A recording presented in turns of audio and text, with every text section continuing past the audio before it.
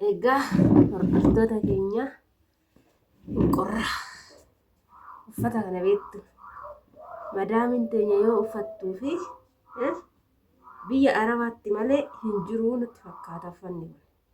Beezawee uffanni adda addaa uffanni biyyoota arabaa keessatti yeroo hundumaa laallu Itoophiyaa keessa waan jiru nutti fakkaata. Uffata kana amma baay'een keenya binnee kiiloon akka nu jalaa guutu taasisnee kan shaanxaa keenya kun uffata lama shaanxaa guutaa guddaadha oda dachaasanii hin ulfaata jechuudhaan beektuu tiree kana. Kun garuu gaafa biyya galtetti sirriitti si fayyada. Itoophiyaa keessa jiraa hin jiru keessatti ijoolleen qaata gisee Itoophiyaan duraanii jechuudha bara 2006 bara 2007 keessa biyyaa baatan. Akkasumas bara 2010 keessa biyyaa baatan Itoophiyaan bakkuma isaa waan jirtu akkasinitti fakkaatu jiraachuu danda'a.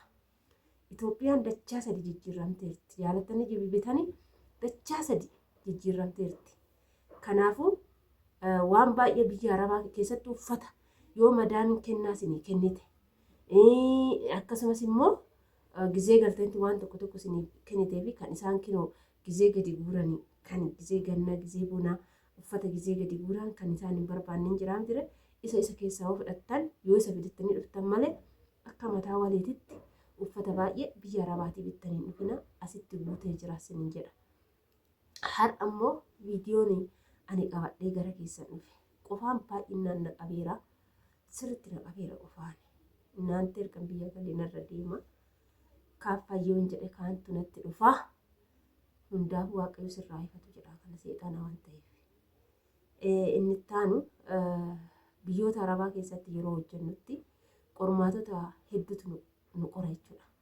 Qormaata gurguddaa nan qorama yookaan immoo narra ga'a jettee yaanne qormaata baay'eedha jechuudha kan namarra gahu. Kanaaf qormaata kana keessa darbuuf baay'een keessan wanta darbuun isaan oolle jireenyi biyya lafaa 9 malee 10 miti. Qaawwa tokko yoo guutte qaawwa tokko banama. Qaawwa tokko yoo guutte qaawwa tokko banama.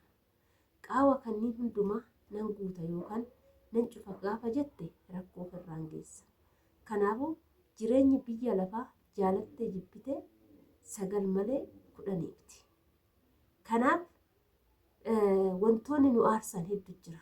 Viidiyoo kana keessatti waa'ee obboleettii keenyaa kanaa lubbuudhaan of dabarsitee fooqii 3ffaarraa gadi lafaan of dhooftee duutee kan jedhan bareedduu simboo qabeettii tana yemadaam qimamii tana ani ishee duuteerraa amma dubbachuun dhufne. Isheen duutee lubbuun ishii du'eera hin deebitu darbiteerti lammata dhuftu jechuudha. Namni du'een dhufaa hin dhufu. Kanaaf waa'ee nama du'ee dubbachuu sun ta'a waa'ee nama jiruuti. Innis ijoolleen har'a wanti nama dhaarsin hin jiru dhugaa anillee biyya arabaatitti gizee 2 gizee 3 abdii kutadheen ture. Bakka maafan jiraadha. Maaliif jennaan wanti yaaddisiif hin guutu abadana biyya arabaa teechee. Warri biyyaa fedhii keessiif hin guutan abadana.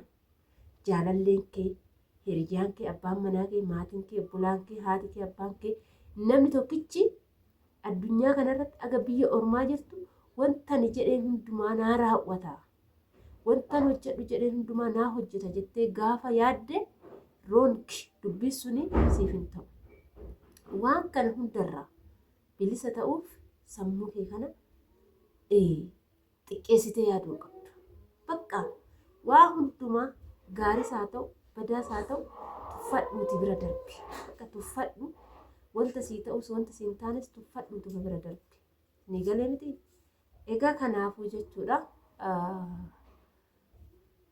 biyya arabaatti wanta biyyarraa dhagahu yookaan immoo jaalallee kee abbaan manaa kee si aarsa yoo ta'e wantoota ati yaadne sirraan gaa yoo ta'e maallaqa kee balleessa yoo ta'e akkasumas immoo wanta bakka yaada kee amma onlaayinii ilaalla yeroo baay'ee onlaayinii seenanii osoo nun dubbisiin ba'an inni onlaayinii seenee odoo nan dubbisiin eenyu baasaa dubbisee bahe jennee akkanatti akka biddaa labuunna jechuudha. Hunda keenya kan raawwachaa jiru waan akkana waan akkasii ni eegda yoo ta'e oduu biyyarraa ni guurta yoo ta'e wanta gurraan dhageechuu hundatti amanta yoo ta'e dhugaan isinitti himaa tokkoffaa lubbuu keessan balleessuudhaan duubatti hin deebitan. Madaamonni dhaan qaban gaafa isin duutan ofii isaanii ta'uu isin ajjeesuu baatan achi isin darbaniin isaan sarraatinyaa biraa ati duutu isaan sarraatinyaa qataratu isaan hin miitu of miidha. Namni du'u nama takka hin miidhu of miidha jechuudha. Kanaafuu biyya arabaa gad jirtu tokkoffaa maallaqa keenya ergin namatti. Abbaan manaa keenis kan balleessuu ta'e qabadhu. Jaalalleen kee kan balleessuu ta'e qabadhu. Maatiin kee kan balleessuu ta'e qabadhu.